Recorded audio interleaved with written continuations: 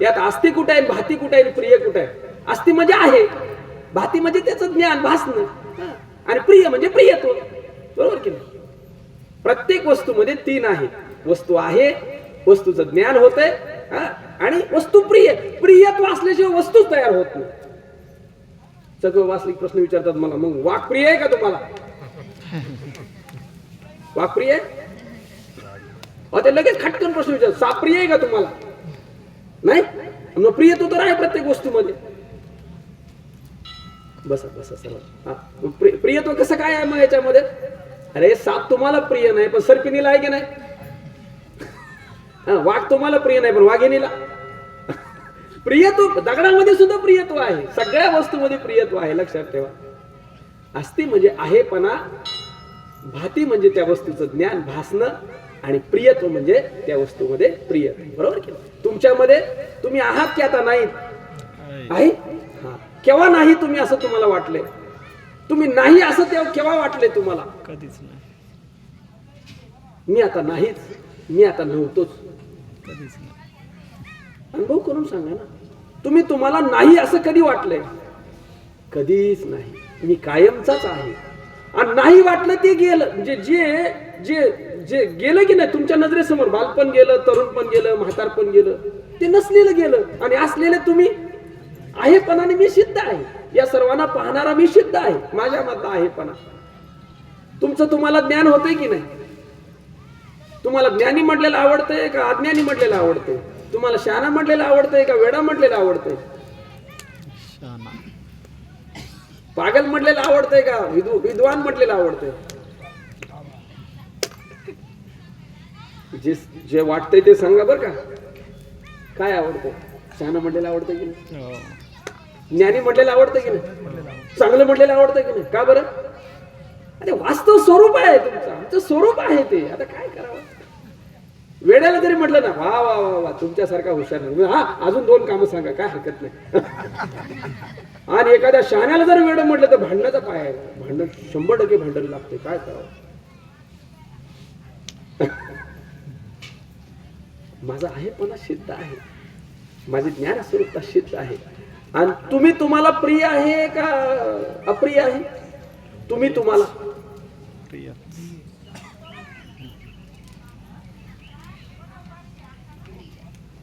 बर, तुम्ही सोडून अजून कोण तुम्हाला जास्त प्रिय आहे? तुमच्यापेक्षा जास्त कोण प्रिय आहे तुम्हाला?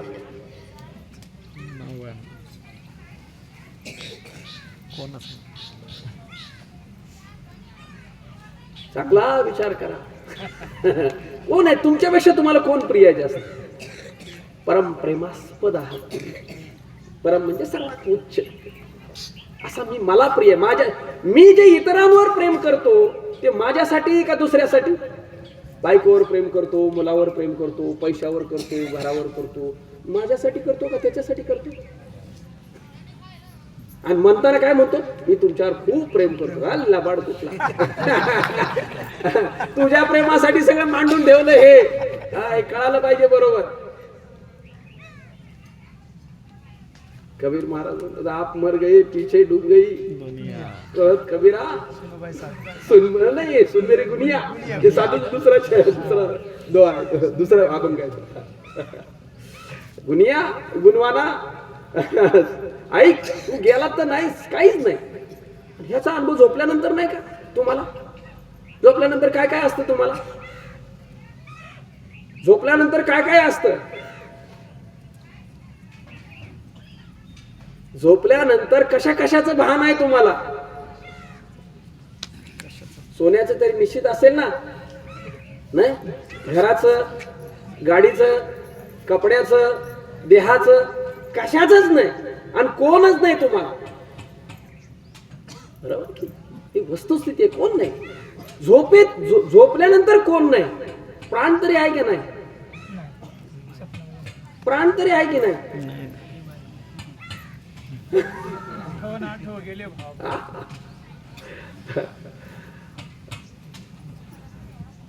तशी स्थिती आहे. बरोबर. प्राण सुद्धा हा झोपलेल्याला प्राण नाही बरं का, जागे असलेल्याला प्राण आहे.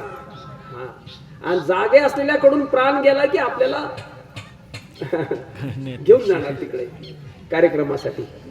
असं झोपेत मला हे सांगायचं होतं की अस्थिभाती प्रियचं चाललंय. मला प्रिय आहे सर्वात जास्त.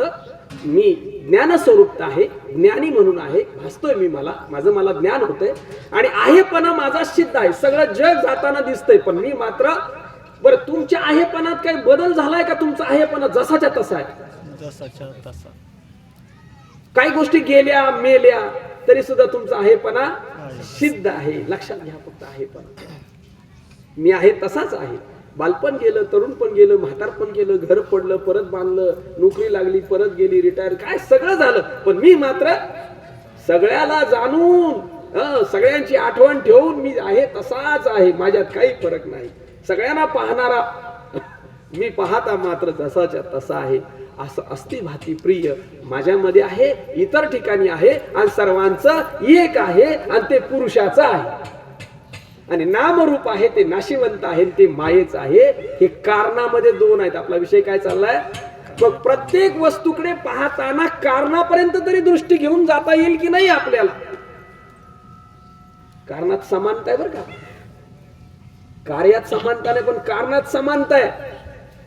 आणि अधिष्ठानात समानता म्हणायला सुद्धा काही शिल्लक नाही. सम म्हणायला दुसरा लागेल ना, समानता आहे म्हणायला दुसरा लागेल ना. दुसरा नाही तिथे कोण. लक्षात घेण्यासारखी गोष्ट आहे. अधिष्ठानात एक आहे, एकाला एक नाही म्हणता येणार. एकाची सुद्धा वाच्यता नाही. कारणात दोन आहे. दोघांपर्यंत आपण जाऊ शकतो. चिंतनाने चांगला विचार करा, सूक्ष्म विचार करा, बारीक विचार करा. उगीच नुसता हात भरून बसू नको. खात काही नाही. जेवायला बसलं एवढं ताट घेतलं वाढून, नुसतं काय होत बसलं, काय खाय ना. झालं म्हणे, झालं काय झालं नाही तुझं. तू अजून कार्यातच अडकली. तुझी दृष्टीत बदल नाही करत आहे. घरा आलिया ज्ञान संपत्ती विनियोग कर. बरोबर, त्याचा चांगला विचार कर. एकांत चांगली साधना झाली पाहिजे. असो, आपला विषय जो मूळ चालू होता, विषयजन्य सुख विषयात आहे का? सुख आनंद विषयात आहे का? आनंद तुमचा आहे? उत्तर काय आलं? आनंद आमचा आहे, विषयात नाही. पण विषय प्राप्त झाल्यानंतर आनंद होतो, ही प्रक्रिया आपली आली होती. विषयाची प्राप्ती, वृत्तीची अंतर्मुक्ता जी आधी बहिर्मुक्ता झाली होती. विषयाची इच्छा झाल्याबरोबर चंचलता झाली, चंचलता झाल्यावर बहिर्मुख झाली की विषय प्राप्त झाला. सोनपापडी धरू आपण. सोनपापडी प्राप्त झाल्याबरोबर अंतर्मुख झाल्याबरोबर स्थिर झाली आणि स्थिर झाल्याबरोबर आनंद झाला. आता सांगा, आनंद सोनपापडीत आहे का तुमचा आहे? तुमचा आहे तर तो तुमचा कसा?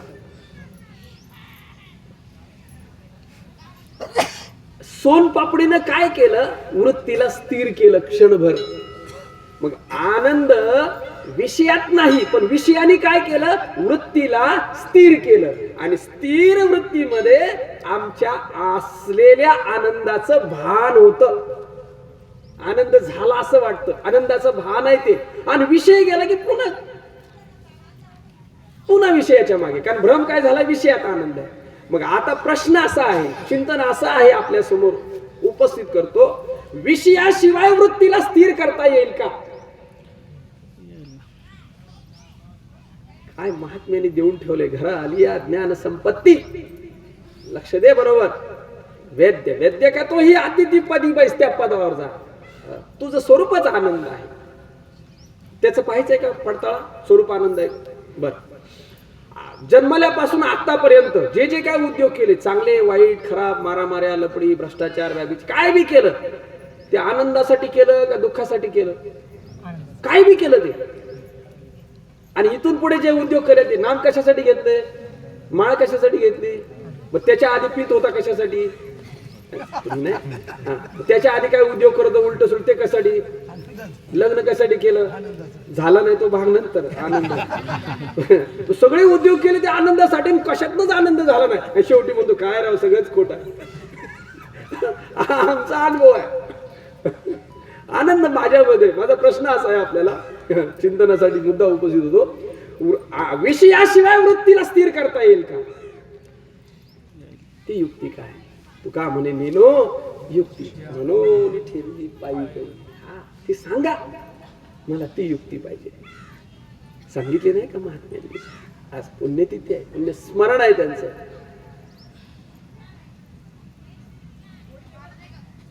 नामचिंतनाने नामचिंतनाने नामचिंतनाने वृत्ती.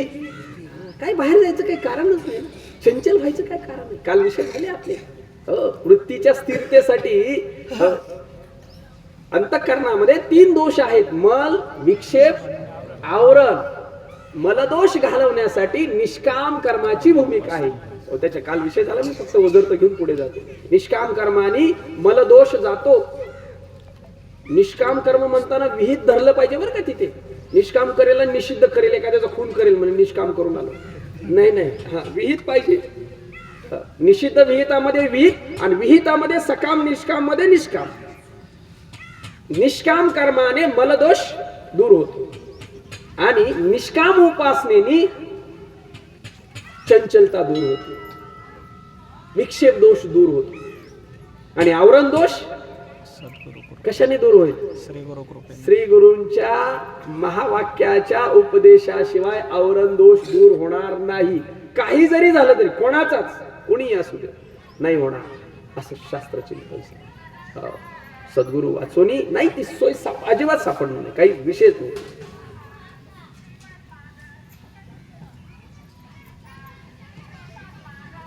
मग वृत्ती स्थिर करण्याचा जी युक्ती आहे ती आपल्या नामचिंतनाची आहे. जेवढं आपण नामचिंतन करू, आपण नामचिंतन करताना आपल्या लक्षात शांतपणे, शांतता, निवांतपणा वाटतो आपल्याला. आता ती होते की नाही हा ज्याचा त्याचा प्रश्न आहे. काल तोही थोडासा विषय आम्ही त्याला स्पर्श केला.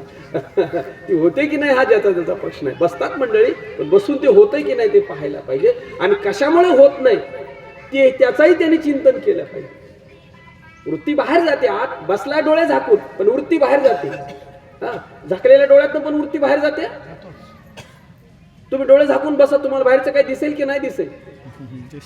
तिला तिचा दरवाजा बंद नाही करताय. तुम्ही डोळे झाकल्यावर तिचा दरवाजा बंद नाही, ती बाहेर जाते, आत जाते, कुठे बी गावाला जाईल, तिजोरीतले पैसे मोजून येईल, कुणाचं देवाण घेवाण करेल, काय बी करेल, चिंतनातच. बघा आता माझाच अनुभव आहे का तुमचा पण आहे? मी माझा सांगतोय, तुम्ही नाही नाही तुमचं नाही सांगतो. ती जाते ती बरोबर कानात कशात मी जाते. तिला स्थिर करायची आहे, साधना आहे, युक्ती आहे. आणि ती वृत्ती स्थिर झाली की आमचाच आम्हाला आनंदाचं भान होतं. म्हणजे विषयात आनंद नाही, आमचाच आहे, पण आमचाच आनंद आम्हाला का घेता येईना चिंतन करण्यासारखा विषय आहे. वृत्तीची चंचलता आहे. इथं येऊन सुद्धा काहीतरी व्हावंसं वाटतंय, अजून परमार्थात येऊन सुद्धा अजून काहीतरी व्हावंसं वाटतंय. मला वाटतंय महाराज व्हावं, मला वाटतं काहीतरी करावं, मला वाटतंय अजून काहीतरी शिष्य बनवावे, मला वाटतंय अजून काहीतरी करावं. प्रवृत्तीपर आहे मी, कशी माझी वृत्ती स्थिर होईल? पाहिजे असेल तर होईल ना. काय तू कशात, तू काय हा टास करतो तुझा, मी कशाला गुंतवतो कशात तरी, होईल ना. का नाही होणार? पाहिजे असेल तर होईल ना. ते करते आहेत ना तिकडे, तुझं करते पण कशाला तिथे घालतो बिनकामाचा. तत्वज्ञानी यांच्या ठाई प्रकृती भाव नाही, हे कर्मजात पाहिजे निपसत असं, ते कशाला तिकडे जात? गुणकर्म ओलांडून देहा अभिमान सांडून सांगतात ते होत राहील, त्याची काही चिंता नाही. म्हणून वृत्ती स्थिरता जो विषय काढला होता की आनंद विषयात आहे का आनंद वृत्तीच्या स्थिरतेमध्ये आहे. आता बरोबर आलं, 2 मुद्दे उपस्थित झाले. वृत्तीच्या स्थिरतेमध्ये आहे का विषयाच्या आनंदामध्ये आहे, विषयाच्या प्राप्तीमध्ये आहे, स्थिरतेमध्ये आहे. विषयाने स्थिर होते पण क्षणभर. एक विषय प्राप्त झाला की लगेच संपला आता त्याची, आता दुसरा विषय. आता आपण विषय बदलतच जातो. नाही या महाराजांचं प्रवचन बरोबर नाही, दुसरीकडे जातो. त्याचं कीर्तन बरोबर आहे, तिसरीकडे जाऊ, चौथं जाऊ. हे या महाराजांनी दिलेला अनुग्रह बरोबर नाही, तिसरीकडे जाऊ. त्याची चंचलता आहे. अनुग्रहावर का बरं आरोप करायचा, प्रबोधावर का बरं आरोप करावा, महाराजावर का? हा तू स्थिर नाही का महाराजावर का आरोप करतो? हा स्थिर होईना, थोडा वेळ स्थिर होतो, जरा बरं वाटतं, नाही आता म्हणजे चाललं बरं, त्याची ती चंचलताच जाईना. काय करावं मला जाग, तू स्थिर राहा, कुठे जायची गरज नाही, काय नाही काय नाही, आईच बैस निवांतपणे तू स्थिरतेला, वृत्ती स्थिर करायचा, विनियोग युक्ती कर, बरोबर काम तुझं मार्गी लागेल, बरोबर काही चिंता करायची गरज नाही. घरा लिया ज्ञान संपत्ती. हा आता अजून एक विषय आपल्या समोर मला आणायचा होता. 4 मुद्द्यामध्ये आपलं चिंतन चालू होतं. घरा आलिया ज्ञान संपत्ती, नाम रूपे विन तू आपण पे साच आहे, म्हणजे नामरूपाशिवाय तू सत्य आहेस, तो मुद्दा पाहिला. तिसरा मुद्दा जो होता वेद्य वेद्यकत्व ही अतिथी पदी बैस, ते अतीत असणारं पद म्हणजे सचितानंद पद. त्या पदावर तू आरूढ हो आणि आरूढ होऊन काय कर तर स्वानंद जीवन पे सुखिया होई. त्यातलं पहिलं जे आपण सुख पाहिलं ते काय विषयजन्य सुख आहे. विषयजन्य सुखाच्या मागे पशुपासून ते इंद्रापर्यंत सगळे विषयाच्या मागे लागलेले आहे. निग्रहजन्य 2 नंबरचं सुख आहे ते योगी आहे, किंवा काही ध्यान करणारी मंडळी आहेत, ते निग्रह करतात, इंद्रिय निग्रह करतात. आणि तिसरं जे सुख आहे स्वानंद जीवन पे, तू स्वानंद जो आहे त्या आनंदाने सुखी हो. त्याच्यासाठी तुला काही क्रिया करायची गरज नाही, तिथे फक्त बाद पद्धत वापरायची आहे. कोणती पद्धत वापरायची? बाद पद्धत वापरायची. बाद आणि नाश या 2 प्रक्रिया येतात शास्त्रामध्ये. एक वस्तू नाश करून बाद करायची आणि एक वस्तू जशी आहे तशीच ठेवायची आणि बाद करायची. स्वप्न सर्वांना पडलंय की नाही? स्वप्न पडलंय की नाही? जागा झाल्यानंतर स्वप्नातली माणसं दुसऱ्या गावाला पाठवली. काय काय केलं तिथे? आपोआपच गेली हा? कुडाच्या कुडं. बाद केली का नव्हतीच तिथे? तुम्हाला दिसली तेव्हा सुद्धा नव्हती तिथे? तुम्हाला दिसली तेव्हा सुद्धा नव्हती का? स्वप्नात जेव्हा दिसली तेव्हा सुद्धा नव्हती का? स्वप्नात होती का? वा वा, स्वप्नात खरी होती. स्वप्नात होती. केवढ्या जागेत झोपला होता? आता किती 3/6 पकडू आपण, नाही का? आपल्याला झोपायला जागा नाही तेवढं. बरं त्यात आपलं अंतःकरण केवढं? 1/8 असं पकडू आपण. त्यात आपलं मन अजून छोटस, बरोबर की नाही? आणि त्या मनातले संस्कार ज्या कंठनाडीत हितनाम नाडीमध्ये बसतात त्याला विषयाचा साह्य मिळालं की त्याचा विस्तार होतो, त्या संस्काराचा विस्तार होतो. त्याला स्वप्न म्हणतो आपण. स्वप्न कसं पडतं ते अनंत जन्माचे असतात, त्याच्यात राहतात. ती किती छोटी असते हितनाम नाडी? केसाचा 1000वा भाग. केसाचा 1000वा भाग. असा आडवा कापून नाही, उभा कापून 1000वा भाग. एवढी छोटी आहे ती. डॉक्टर वगैरे यांना सापडणार नाही. ती आमच्या साधू संतांनी शोधलेली आहे. आणि त्याच्यात संस्कार बसतात.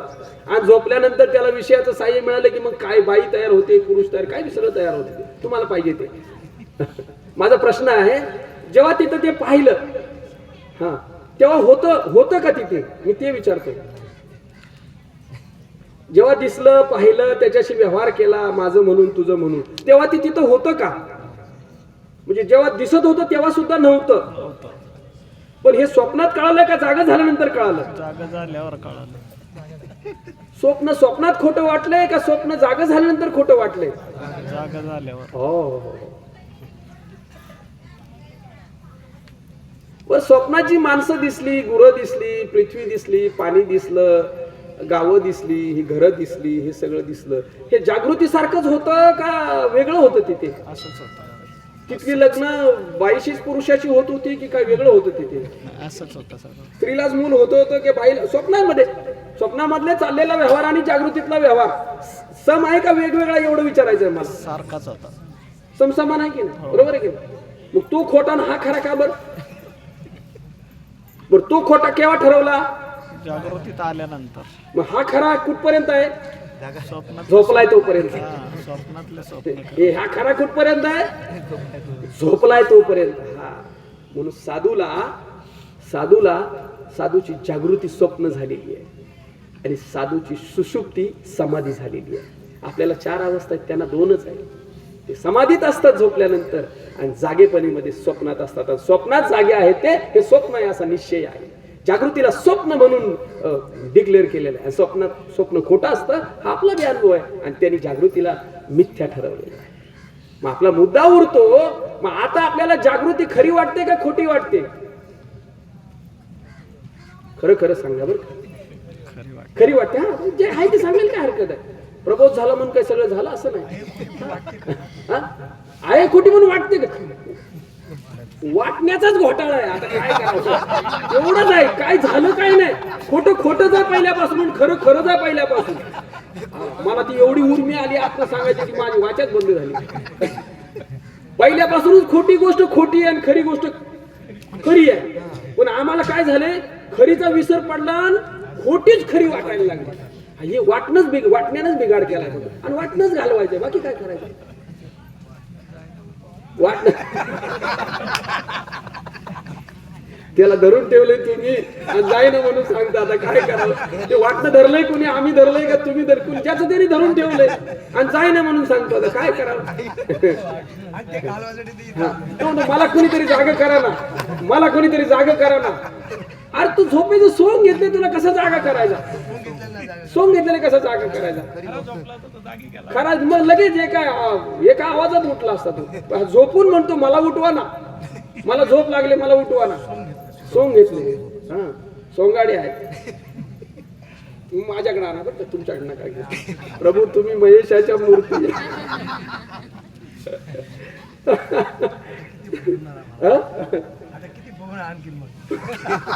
नाही वस्तुस्थिती प्रभू तुम्ही माऊली सांगतात ना, प्रभू तुम्ही महेशाच्या मूर्ती. समजायला लागलो डाबडा, आता काय करावं. घोटाळा समजण्यात झालाय. आम्ही महेशाच्याच मूर्ती आहोत, पण समजणं देह समजायला लागला, नावाचा समजुतीत घोटाळा. समजूतच बदलायचे, परमार्थात काय करायचे, क्रिया काही नाही, समजूत बदलायचे. बादवर आपलं चिंतन चालू आहे, बाद करायचं आहे आपल्याला. त्याशिवाय स्वानंद जीवन पे भोगता येणार नाही. स्वानंद जीवन पे सुखी या होई, हा आशीर्वाद दिलाय सद्गुरुनाथांनी आम्हाला, पण तो फलद्रूप होईना, कमी पडायला लागला. मग आता जागृती का बरं खरी वाटते. स्वप्नात स्वप्न खरं वाटलं, जागा झाल्यानंतर खोटं वाटलं. मग आता जागृती खरी वाटते असं आपण सगळ्यांनीच कबूल दिली. मी आहे तुमच्यामध्ये, काही काळजी करू नका. मग ती का बरं खरी वाटते आता जागृती. तिथला व्यवहार आणि इथला व्यवहार एक आहे. मग ही खरी का बरं वाटते. ज्या ती खरी वाटते त्या अर्थी आपण झोपेत आहे का जागे आहोत. बरं आता विचारतो, आता जागा आहे का झोपलेलो आहे आपण.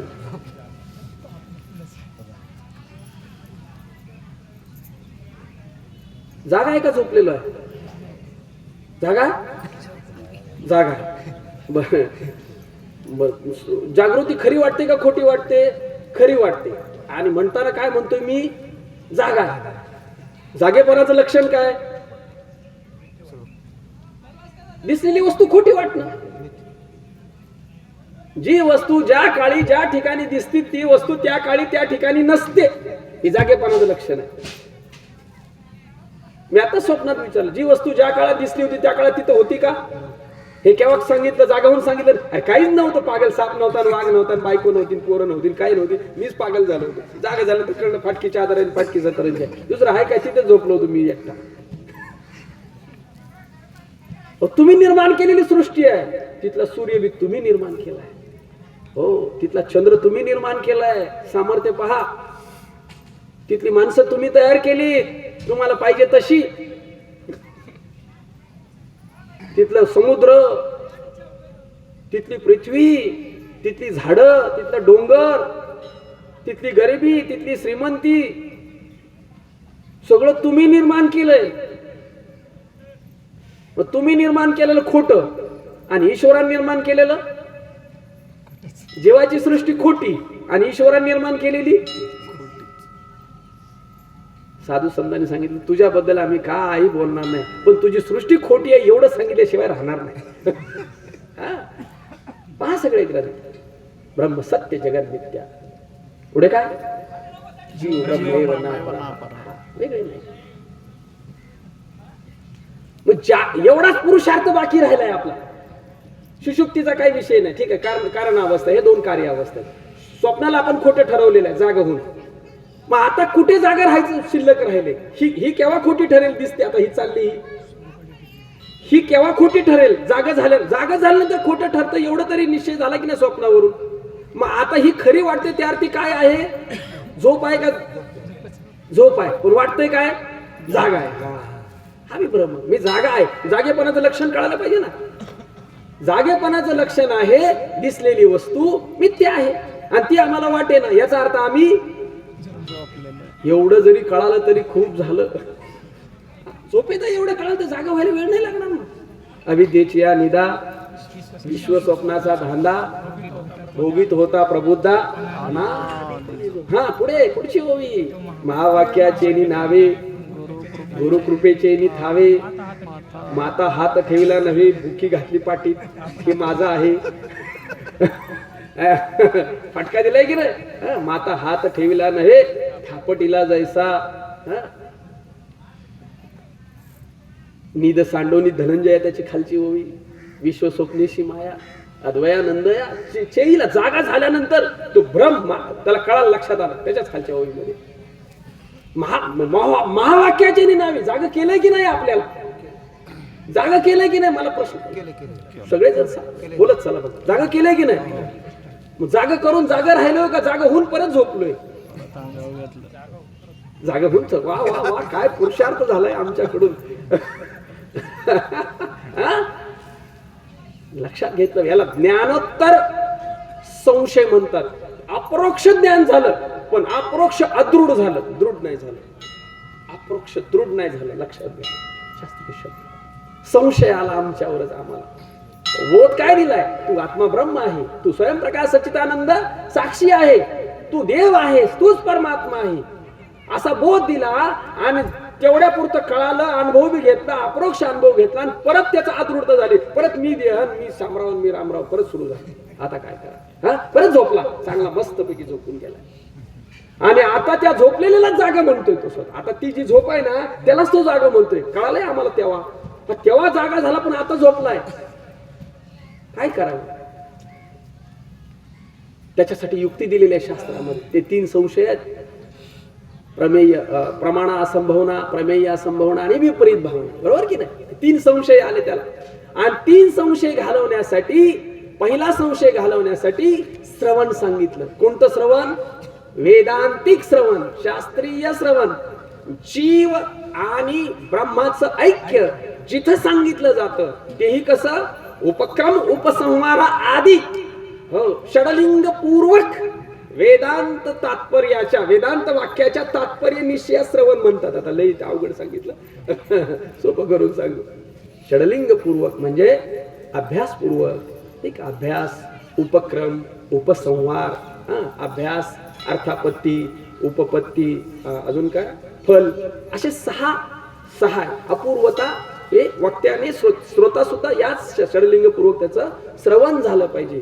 आता इथून पुढे कथे नाही. तो जो संशय आलाय आम्हाला, मी देव आहे याच्यावरच संशय आलाय आम्हाला, आणि त्या देह वाटायला लागलेला आहे, तो संशय घालवण्यासाठी श्रवण झालं पाहिजे. महात्म्यांच्या मुखातून परत हे श्रवण झालं पाहिजे, वारंवार श्रवण झालं पाहिजे. वेदांतिक ग्रंथ आहे, ज्ञानेश्वरी आहे, तो अमृतानुभव आहे, चांगदेव पासष्टे, सर्व ग्रंथांमध्ये वेदांत सगळं पाझरलेलं आहे. खाली हरिपाठात वेदांत आहे. हरी दिशे जनिवनी आत्मतत्वी, एक हरी आत्मा, सर्वा घटी राम, हरी दिशे हरी काय भरला घनदाट हरी दिसे, भरला घनदाट हरी दिसे. नाही ते तर आहे. ज्ञानदेवी नाम रामकृष्ण ठसा, तेने दश दिशा आत्माराम. पाहिले की आपल्या लक्षात येतं काय परिणाम कसा आहे, कशाचा आहे सगळा, त्या चिंतनाचा परिणाम आहे. आमची ती स्थिती नाही होत. ज्ञानदेवा गोडी संगती सज्जनी, हरी दिशे जनी म्हणी, ज्ञानदेवा प्रमाण आत्मा हा निदान, सर्वा घटी पूर्ण एक नांदे. हे हरिपाठातला वेदांत आहे. हरिपाठ हा छोटा वेदांत आहे. ज्ञानेश्वरीमध्ये त्या भूमिका आलेली आहे, गाथामध्ये आहे. सगळे ते तिकडूनच आलेली आहे. गंगाच तिकडनं पाजरत आलेली आहे. नाही म्हणायची सोय नाही. आपण ते पाहिलं. या श्रवणाची गरज आहे, त्याशिवाय तो संशय जाणार नाही. जे आपलं अंतरंग साधनापैकी आपण सांगितलं श्रवण. कारण श्रवणामध्ये फक्त शब्दाचा विनियोग नाही, त्याच्या 4 भूमिका येतात. शब्द, अर्थ, ज्ञान आणि स्वरूप. शब्दाचं चिंतन करून करून तो अर्थापर्यंत पोहोचला पाहिजे ना. प्रबोधाचा शब्द दिलाय, अर्थ दिलाय, ज्ञान दिलंय का स्वरूप दिलंय? स्वरूप दिले. मग आता शब्दाचं चिंतन चालू आहे, अर्थाचं चिंतन चालू आहे, ज्ञानाचं चिंतन चालू आहे का स्वरूपाचं चिंतन करता येणार नाही? त्याला वेगळा राहायला लागेल ना. आता हे ज्याचा त्याचा स्वतंत्र विषय, महात्मे सांगायचे. परमार्थ हे सार्वजनिक खातं नाही, स्वतंत्र खातं आहे. ते तुझं तुला कळेल कुठपर्यंत भूमिका गेली. शब्द आणि वस्तू एक आहे का शब्द आणि वस्तू वेगवेगळी आहे? व्यवहारातला विचारतो. ज्या वस्तूला धरून शब्द आलाय ती वस्तू आणि शब्द 2 वेगवेगळे आहेत का 2 एकच आहेत? बाटली आणि बाटली शब्द एक आहे का दोन आहे?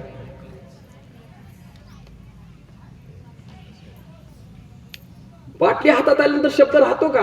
नाही. शब्द निर्देश केला. आता बाटली म्हणायचं काय करायचं? बाटली हातात आली ना. बाटली वस्तू शब्द हा वस्तूला वस्तू प्राप्तीपर्यंत आहे. वस्तू हातात देतो आणि शब्द मागे फिरतो. लक्षात घ्या. व्यवहारात सुद्धा शब्दाशिवाय वस्तू नाही, पण वस्तू हातात आल्यानंतर शब्द राहत नाही. लक्षात घ्या बरोबर. कोणताही व्यवहारात शब्द उच्चारल्यानंतर वस्तूचं ज्ञान होतंय का शब्दाचं ज्ञान होतंय? आणि नुसता शब्दातच राहिला तर त्याला वस्तू कळालीच नाही समजायचं. मी बाटली म्हणताना बाटलीच तुमच्या नजरेत येणार आणि बाटली प्राप्त झाल्याबरोबर शब्द संपला, गेला शब्द, शब्दाचा विनियोग संपला. व्यवहारात आहे. 2 किलो साखर मागितली मी तुम्हाला, दुकानात गेलो 2 किलो साखर म्हणते. शब्द आहेत ना, 2 किलो 4 झाले आणि साखर आहे 3 शब्द, 7 शब्द झाले. मग तुम्ही मला 7 शब्द द्याल का किलोभर साखर द्याल? विचारणाऱ्यालाही कळालं 2 किलो साखर पाहिजे आणि देणाऱ्यालाही कळालं 2 किलो साखर पाहिजे. पण व्यवहार कशाने झाला? शब्दाने. पण शब्दाचा व्यवहार झाला का? वस्तूचा व्यवहार झाला, पण शब्दाने झाला. आणि शब्दाचं काही काम नाही व्यवहार करताना, वस्तूचा व्यवहार करताना.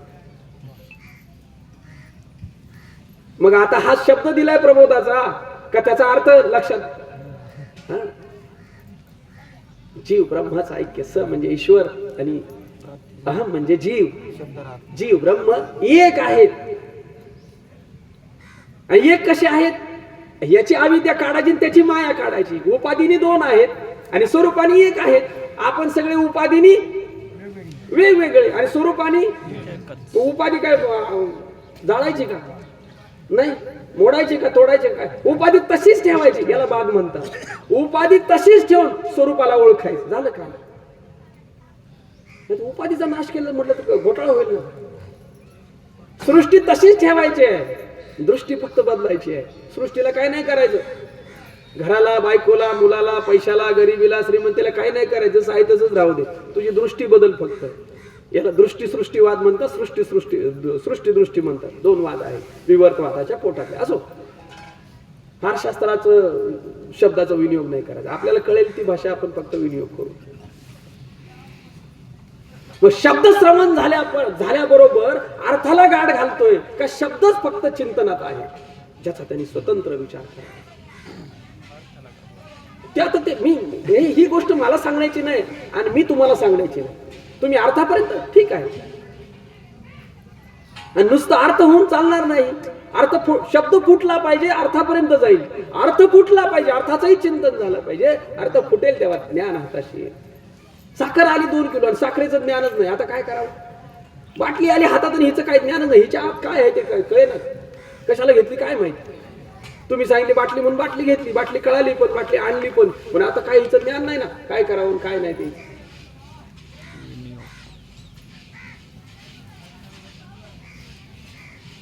शब्दापर्यंत आहे का, अर्थापर्यंत आहे का, ज्ञान झालंय त्याचं. आणि ज्ञान ते स्वरूपी होऊन जाईल. अज्ञान अवघे हरपे. विज्ञान निशेष करपे. करपे म्हणजे बाद. विज्ञान म्हणजे हे दिसतंय ते, हे विज्ञान, हे सगळं विज्ञान आहे. हे तुम्ही मला दिसताय, मी तुम्हाला दिसतोय, हे आपल्या दोघांना दिसतंय, ते सगळं काय आहे? विज्ञान. विज्ञान निशेष करपे. करपलं पण आहे तसं. करपलं म्हणजे बाद झालं, मिथ्यत्वाचा निश्चय झाला. आणि ज्ञान ते स्वरूपे होऊन जाईल. अज्ञान घालवण्यासाठी ज्ञान आणलं आणि ज्ञान सुद्धा स्वरूपाला प्राप्त झालं. शब्दाच्या भूमिका आहेत.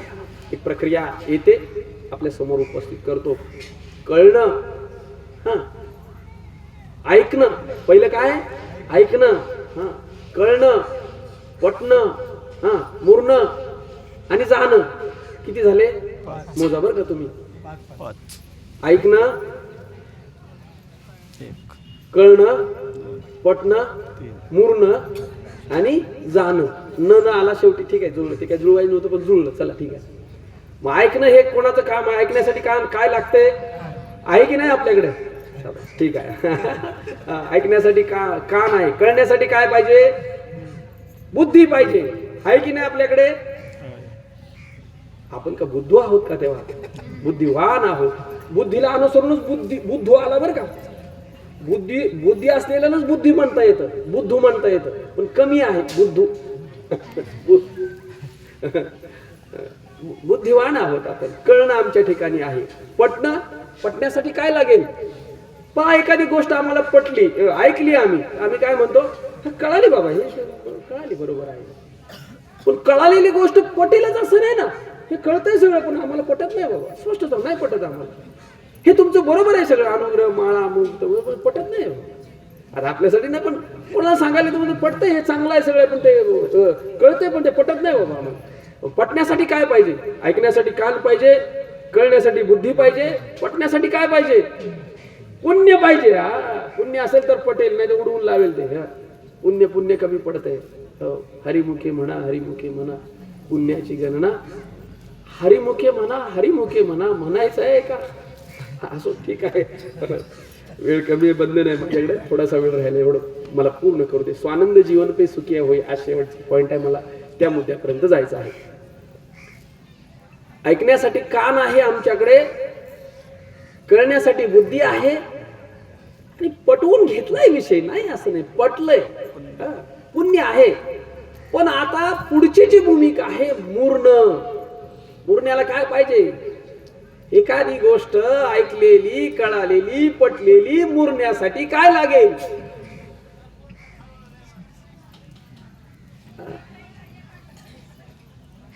साधना लागेल. त्याला तुम्ही तपश्चर्या म्हणा, नाम साधनेचा विषय आहे. मुरणार नाही त्याच्याशिवाय. मिळून नुसता विनियोग नाही होणार. आत्ताच ओवी सांगितली आपण. त्याला साधना लागेल, ज्याची त्याने ती सांभाळायची आहे. ते त्याच्या लेवलवर आहे. हो, फार तर ज्या महात्म्याने आपल्यापर्यंत पोहोचवलेले, त्याच्या सानिध्यात या, त्याच्या चरणाशी यायला हवं आणि गप बसायला पाहिजे. उगीच खोड्या करत राहायचं नाही तिथे येऊन. तुम्हाला काही येत नाही, मला जास्त पाठ आहे, ज्यांनी दिले त्याच्याबरोबर वादावादी सुरू होते. तुम्हाला महाराज, तुम्हाला कुठे काय येतं एवढं? मला जास्त येतं तुमच्यापेक्षा, आणि अनुग्रह तुमच्याकडे आहे माझा, तुमच्याकडून आहे माझा. महाराज म्हणतो तू उद्यापासून माझ्याकडे येऊ नको. काय करावं? ते गुणाचा भाग आहे ना. कोणाला बोलण्याला येईल, कोणाला गाणं येईल, कोणाला वाजवणं येईल, कोणाला ऐकायला येईल. ऐकणं हा सुद्धा गुण आहे ना. कोण ऐकेल, कोण बोलेल, कोण वाजवेल, कोण गाईल, काहीतरी होईल ना. त्याचा गुणच भाग आहे. आणि ह्या सगळ्याच्या व्यतिरिक्त मी आहे. मी वाजवणारा नाही, गाणारा नाही, बोलणारा नाही, ऐकणारा नाही. ऐकलेल्याला पाहणारा, गायलेल्याला पाहणारा, वाजवलेल्याला पाहणारा, बोललेल्याला पाहणारा, या सगळ्यांचा साक्षी मी आहे. या सगळ्यांपासून वेगळा. आत्ता इथे बघ. तू साक्षीत्वावर ये ना, गुणात कशाला अडकतोस? बरोबर, तुझं साक्षीत्व तू लक्षात घे ना, बरोबर, म्हणजे कळेल ना तुला. मुरण्यासाठी काय पाहिजे? साधना पाहिजे. आणि मुरलेलं सुद्धा जायला पाहिजे, म्हणजे स्वरूपाला प्राप्त व्हायला पाहिजे. मुरलेलं जायला पाहिजे. त्यासाठी काय लागेल तेवढं सांगा, पुढे जा. मुरलेलं पण जायला पाहिजे बरं का. हे पहा, एक घालवण्यासाठी एक आणायचं आहे, आणि जे घालवलं ते सुद्धा घालवायचं आहे. बाबांचा वेदांत सांगा. आता दृष्टांत तुम्ही कुठले? 2 दृष्टांत आहेत फेमस बाबांचे. एक काट्यानी काटा, छोटा काटा, मोठा काटा. दुखत होता कोणता जास्त? पायात मोडलेला दुखत होता का मोठा दुखत होता? पायात. एवढं बारीकच होतं, पण आम्ही ते एवढी आहे, पण काय लसते पायात मी ते आहे, पण असं लसतोय ना. बस मोठा आणला असेल ना, मस्त बघून काढला, आणि मोठ्याचं कौतुक ना आणला. आता सांगा, तुम्ही सगळ्यांना माहिती आहे बाबांच्या दृष्टांत. कुणी असं म्हणू नये बाबांनी वेदांत सांगितलं का? वेदांताच्या तेच सांगतोय. मोठा काटा जो आहे, तो मोठा काटा सुद्धा छोटा जास्त घातक होता का मोठा जास्त घातक आहे? आता ठेवल्यानंतर बाबा तुझं काम झालं, तर तू सुद्धा काळी घार पांढरी घार. काळीला घालवण्यासाठी पांढरी आणली, पांढरी राहू दे म्हणे. अरे ती त्याच्यापेक्षा खतरनाक आहे. ती कशाला ठेवतो? सिद्धांतावर येऊ. आता अज्ञान घालवण्यासाठी काय आणलं? ज्ञान आणलं. ज्ञान राहू दे की आता जगमान्य आहे. ज्ञानाचा केवढा सत्कार आहे. या महाराज या. मोठा हार, पैसे, काय मला काय ते देणे घेण्याबद्दल म्हणायचं नाही. कुठे द्या घ्या, तुमचं काय चालत असेल, पण हे सांगा, बाबांनी सांगितलेलं सांगा, किंवा वेदांत सांगा, जीव ब्रह्म ऐक्य सांगा. 5 लाख घेतले तरी हरकत नाही एका तासात. आणि कुणी देणारच देत असेल, घेणारा घेत असेल, आम्हाला त्याच्या व्यवहाराविषयी काय देणं घेणं नाही, तुमच्या सांगण्याविषयी ऑब्जेक्शन असेल आमचं. तुम्ही रोख सांगा काय घ्यायचं तर घ्या, देणाऱ्याने द्यावं, घेणाऱ्याने घ्यायचं, आम्हाला त्याच्याशी काही देणं घेणं नाही. देणार देतो वर्गणी काढून, आपल्याला काय करायची गरज आहे, तिकडे जाते. पण सांगताना नीट सांग, जे सांगितलंय ते, जे सांगायला पाहिजे ते, व्यासपीठाची जी भूमिका आहे ती सांग, नाही तर बाकीचा आम्हाला व्यवहार तुझा तू बघ तिकडे. असो, कोणता मुद्दा आपण पाहत होतो, बाबांनी सांगितलेला वेदांत, छोटा मोठा. आता अज्ञान घालवण्यासाठी ज्ञान आणले, आणि ते जगमान्य आहे बरं का. सर्वात जास्त मान कोणाला आहे? अहो जीवन मुक्ताला नाही, स्वरूपाला प्राप्त झालेलं लागते ते कळत बी नाही. कुठे कळते? त्या ज्ञानाला एवढा जी मान आहे, बाबा बाबा बाबा काय त्याचं सगळीकडे वाहवा आहे. आणि त्यामुळे त्याला वाटतं हे जाऊ नये, ज्ञान मिळालेलं जावं असं कोणाला वाटतंय. कुणी कोणाला सांगू नका, आपलं आपलं फक्त चेकिंग करून ठेवा. सांगण्यात काय मजा आहे तेव्हा, सांगायला जाते काय तेव्हा. माझं प्राप्त झालं, आधी ते काम करा बरं का, आणलंय ते अज्ञान गेलं पाहिजे, त्याची खात्री झाली पाहिजे अगोदर. नाहीतर अज्ञान न जाता दोन्ही हे सापेक्ष भाव आहेत बरं का. विषय आलाय तर क्लिअर करतो. अज्ञान गेल्याचं लक्षण आहे काय? अज्ञान ज्ञानाने घालवलं जातं, आणि अज्ञान घालवून जर ज्ञान राहिलं असेल तर ते ज्ञानाचं लक्षण आहे का अज्ञानाचं लक्षण आहे? चिंतनासाठी मुद्दा आपल्या समोर उपस्थित आहे. मी ज्ञानी आहे असा भाव जर मनात तयार असेल तर ते अज्ञानाचं लक्षण आहे का ज्ञानाचं लक्षण आहे? मी आपल्या समोर उपस्थित करतोय, तुम्ही यावर बोलावं माझे. म्हणजे अज्ञान गेलेलंच नाही, काय येत जाणीव करी तोची नेणे, अतिलेपन मिरवे तोची उणे. मी झालो आईशे म्हणे काहीच नाही. माऊलीची ओळी आहे, काहीच नाही. तुला झालं असं ज्यावेळी वाटत असेल ना, काहीच झालेलं नाही. तुला झाल्याचा भास झालाय, भास झालाय, काही झालेलं नाही. हा बरोबर, अगदी बरोबर. तोच ते तर नेणं गेले, तेने जाणणे नेले. नेणं जाणण्यासाठी जाणणं आणलं, त्या नेण्यानेच जाणणं नेलं.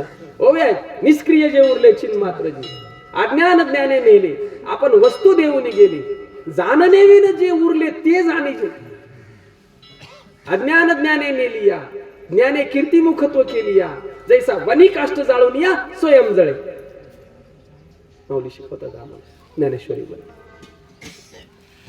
मग उरलेलं ज्ञान हे अज्ञानाचं लक्षण आहे. म्हणून माऊली सांग, नवल अहंकाराची गोटी, विशेषण लगे अज्ञानाच्या पाठी. कोणाच्या त्याला सज्ञान नाही म्हणायचं, तो अज्ञानातलाच आहे.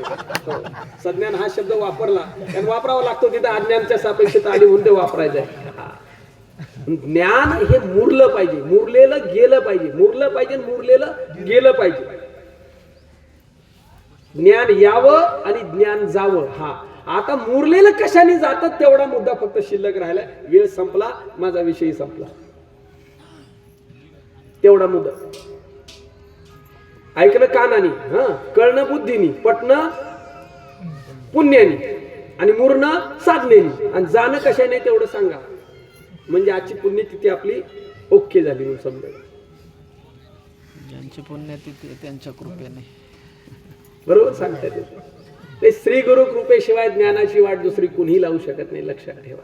श्री गुरु कृपा पाहिजे म्हणून पुण्यत आहे, आणि श्री गुरु कृपेसाठी सेवेचा भाव आहे. हो, तनु मनु जीवे चरणाशी लागावे, अगर्वता करावे दास्य सकळ. लक्षात ठेवा. शेवटची जी भूमिका आहे, श्री गुरु कृपेशिवाय जाणार नाही, त्याला साधन नाही, काही नाही. तिथे ती कृपाच फक्त पुढे घेऊन जाणार, दुसरं नाही काय जाणार. आणि त्या कृपेला पात्र व्हायला, मग ती कृपा करणार आहेत का? ती कृपा ऑलरेडी आहे. परत सांगतो पुढे, ती कृपा बरोबर स्थिर आहे, ती कुठे गेलेली नाही, आलेली नाही, ती केलेलीच आहे. पण आपण त्या उंचीपर्यंत जायला पाहिजे, आपण त्या कृपेला पात्र व्हायला पाहिजे. कृपा करणार आणि मग होणार नाही, ती कृपा आहेच. जशी एखादी डिग्री त्या उंचीवर आहे, समजा PhD ची डिग्री आहे, तर ती आहेच की डिग्री. आम्ही तिथं पात्र झालो की ती आम्हाला प्राप्त होते. ती सर्वांच्यासाठी उपलब्ध आहे. जो ग्रॅज्युएशन होईल, जो पोस्ट ग्रॅज्युएशन, सर्वांच्यासाठी ती संधी आहे, बरोबर की नाही?